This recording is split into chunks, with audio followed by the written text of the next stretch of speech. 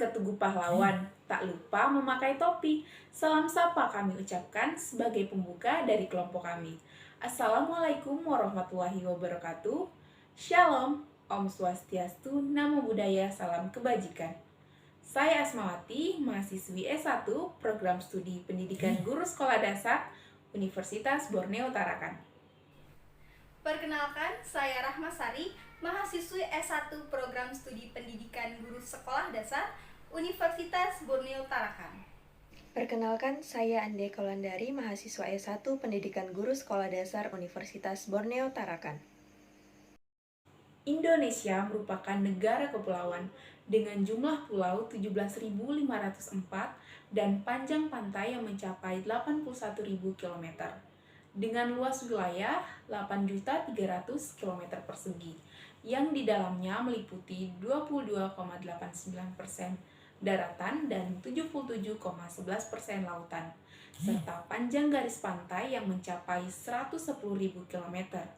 Dan ini merupakan potensi sumber daya laut yang sangat besar yang harus dimanfaatkan dengan baik.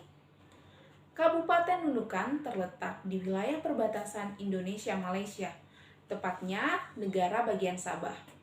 Masalah ketertinggalan ekonomi merupakan problematika lama di wilayah perbatasan. Padahal di wilayah perbatasan inilah gambaran dari kondisi negara pertama kali dicitrakan oleh negara tetangga. Kualitas pembangunan ekonomi dikatakan berhasil apabila pemerataan berjalan sampai ke seluruh wilayah. Nunukan memiliki sumber daya laut yang cocok untuk membudidayakan rumput laut. Menurut data Dinas Kelautan dan Perikanan Kabupaten Nunukan tahun 2011, budidaya rumput laut dimulai dari Pulau Sebatik, tepatnya di Desa Setabu sekitar tahun 2018. Selanjutnya pada tahun 2009 menyebar ke daerah pesisir Pulau Nunukan dan Pulau Sebatik yang melibatkan 1.401 rumah tangga perikanan dan potensi perairan yang dapat ditanami rumput laut sekitar 20.000 hektar. Namun, yang baru termanfaatkan sekitar 700 hektar. Hal ini yang menjadi peluang tersendiri bagi bisnis rumput laut di daerah Nunukan.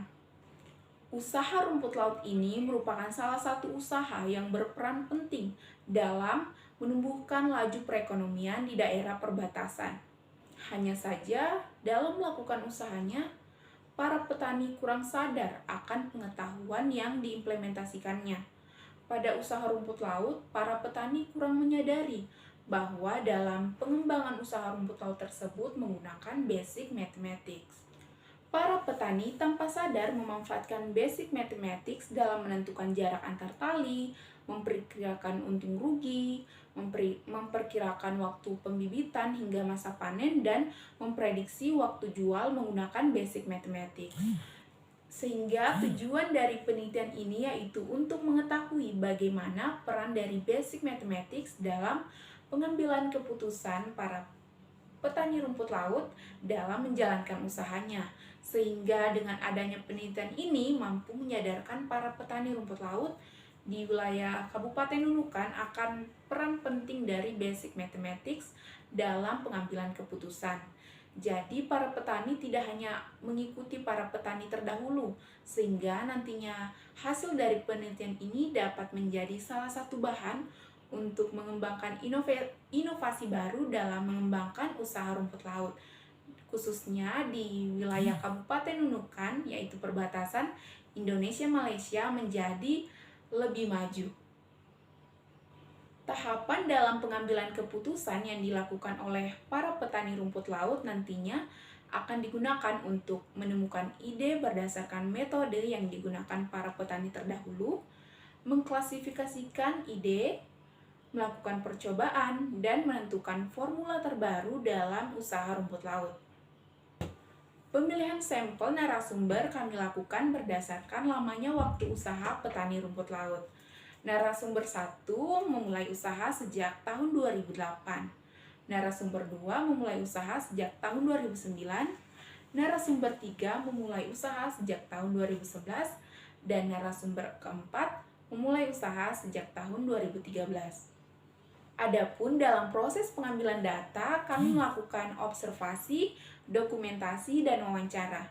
Observasi dilakukan dengan mengamati para petani rumput laut dalam menjalankan usahanya.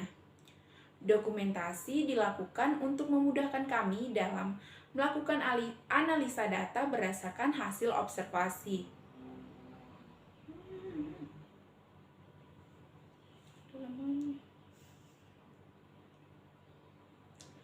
Wawancara dilakukan untuk mengetahui pemanfaatan basic mathematics dalam pengambilan keputusan pada usaha rumput laut. Teknik analisis data yang digunakan pada penelitian ini adalah analisis data kualitatif, di mana data yang kami dapatkan berdasarkan hasil observasi, dokumentasi, dan wawancara yang kemudian kami analisis sesuai dengan tujuan penelitian ini, yaitu untuk mengetahui penggunaan basic mathematics dalam usaha rumput laut. Kemudian hasil yang kami dapatkan disajikan dalam bentuk deskripsi, di mana kami mendeskripsikan dan menguraikan hasil wawancara kepada petani rumput laut. Hasil yang kami dapatkan pada penelitian ini kami sajikan berdasarkan indikator yang ditentukan, di mana dalam indikator pertama yaitu jarak antar tali, yang dimana jarak antar tali ini merupakan jarak yang digunakan untuk menanam bibit rumput laut. Dalam menentukan jarak antar tali pada petani 1, kami menemukan bahwa pada petani 1 menggunakan jarak antar tali sejauh 80 cm, dan petani 2 dan petani 3 menggunakan jarak antar tali sejauh 100 cm, dan pada petani 4 menggunakan jarak antar tali 90 cm. Selanjutnya pada indikator kedua yaitu untung rugi. Dalam menghitung keuntungan yang diperoleh oleh petani menggunakan modal sekali pembibitan kurang lebih Rp4.200.000, sedangkan pendapatan hasil produksi rumput laut pada sekali panen sekitar Rp6.500.000 sampai dengan Rp7.000.000, sehingga keuntungan bersih yang didapatkan para petani rumput laut berkisar Rp2.000.000. Selanjutnya yaitu indikator yang ketiga, yaitu waktu masa panen.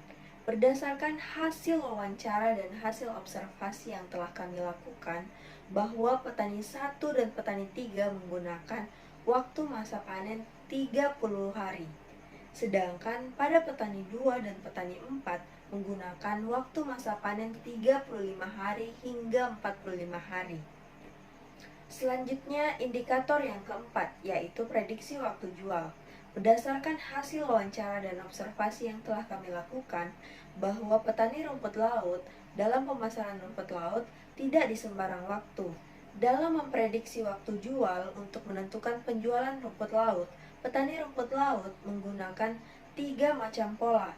Yang pertama yaitu pola horizontal, yang dimana pola horizontal ini terjadi apabila perubahan cuaca secara tiba-tiba dan terjadinya kerusakan pada rumput laut akibat hama yang dapat merusak pertumbuhan rumput laut. Selain itu, pandemi COVID-19 merupakan salah satu faktor terjadinya penurunan harga rumput laut. Kemudian yang kedua yaitu pola tren, yang dimana pola tren ini terjadi apabila produk olahan dari rumput laut ini banyak digemari oleh masyarakat, sehingga permintaan rumput laut meningkat dan mengakibatkan harga rumput laut juga meningkat. Kemudian yang ketiga yaitu pola musiman, yang dimana terjadinya harga penurunan rumput laut akibat perayaan hari-hari besar keagamaan seperti Hari Raya Idul Fitri, Hari Raya Natal, dan Hari Libur Nasional.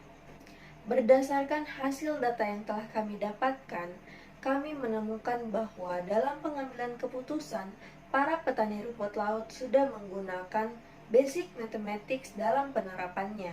Hal ini dapat kita lihat dari cara para petani rumput laut dalam menentukan jarak antar tali, menerapkan basic mathematics berupa pola bilangan. Seperti yang kita ketahui bahwa jarak antar tali merupakan faktor yang sangat penting dalam laju pertumbuhan rumput laut.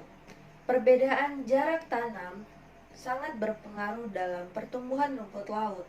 Jarak yang digunakan antar tali rumput laut harus sama agar nutrisi yang didapatkan juga sama rata. Selanjutnya, dalam menentukan untung rugi, para petani rumput laut sudah menerapkan basic mathematics berupa aritmetika sosial sederhana dengan menggunakan rumus keuntungan sama dengan pendapatan dikurang modal usaha. Jika pendapatan yang didapatkan oleh petani rumput laut lebih sedikit dari modal yang dia keluarkan, artinya petani rumput laut tersebut mengalami kerugian. Namun, kerugian tersebut terjadi apabila fondasi rumput laut mengalami kerusakan atau runtuh. Kemudian, dalam menentukan waktu masa panen dan memprediksi waktu jual, para petani rumput laut sudah menerapkan basic mathematics berupa pengukuran waktu, yang dimana dalam menentukan waktu masa panen, para petani rumput laut harus bisa mengukur waktu, karena waktu masa panen merupakan faktor yang sangat penting, yang dimana waktu masa panen tersebut tidak boleh lebih atau kurang dari 35-45 hari. Akibatnya, apabila kurang atau lebih, kualitas rumput laut juga menurun. Begitu juga dengan memprediksi waktu jual. Dalam memprediksi waktu jual, para petani rumput laut harus bisa mengukur waktu, yang dimana dalam memprediksi waktu jual, para petani rumput laut harus mengukur waktu, yang dimana kapan waktu penjualan rumput laut mengalami penurunan dan kapan waktu penjualan rumput laut mengalami peningkatan. Berdasarkan penelitian yang telah kami lakukan, dapat ditarik kesimpulan bahwa dalam pengembangan usaha rumput laut, masyarakat setempat masih menggunakan metode yang diwariskan oleh para petani terdahulu. Namun, pada kenyataannya, pada pengembangan usaha rumput laut, masyarakat tanpa disadari menerapkan pemahaman basic mathematics dalam pengambilan keputusan. Hal ini dapat dilihat dari pola pengambilan keputusan melalui basic mathematics yang digunakan berupa penggunaan jarak antar tali rumput laut, perhitungan untung rugi, perhitungan waktu masa panen, hingga memprediksi waktu jual. Dengan adanya kesadaran dalam pengambilan keputusan melalui pemanfaatan basic mathematics, diharapkan para petani rumput laut dapat terinspirasi untuk melakukan inovasi baru dalam meningkatkan usaha rumput laut di wilayah Kabupaten Nunukan perbatasan Indonesia-Malaysia.